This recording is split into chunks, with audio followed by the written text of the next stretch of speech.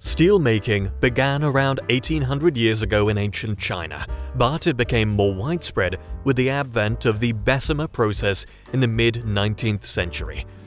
The most famous early steel-made object is the Eiffel Tower in Paris, completed in 1889.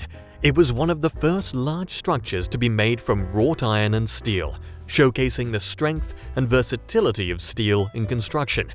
Steelmaking often starts with a powerful magnet capable of lifting up to 5 tons of scrap metal.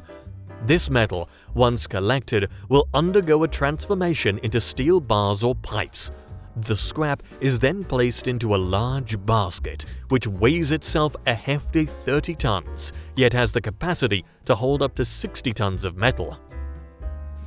Now the metal is ready to be melted in a furnace that reaches temperatures around 1600 degrees Celsius, hot enough to turn the metal into a molten liquid.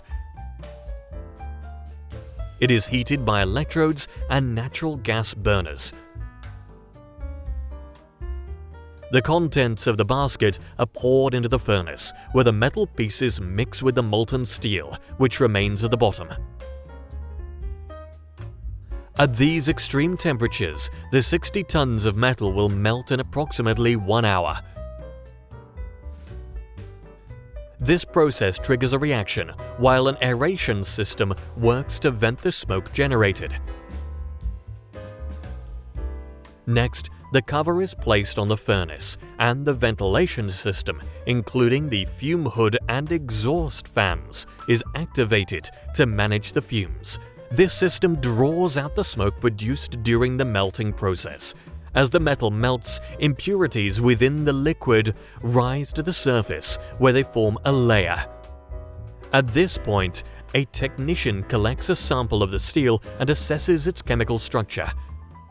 Next, a supersonic oxygen lance is employed.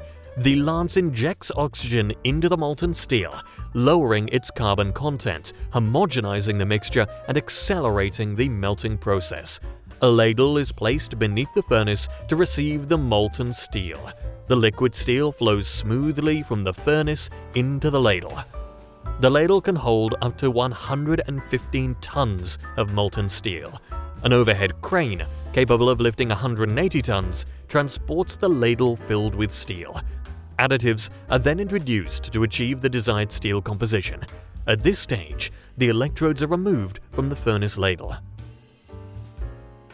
The pouring nozzles of the distributor are opened, allowing the molten steel to flow through the 4 pouring holes into the molds. As it enters the molds, the steel rapidly cools and begins to solidify. Steel billets are produced in lengths that can vary widely, typically ranging from several meters to over 10 meters.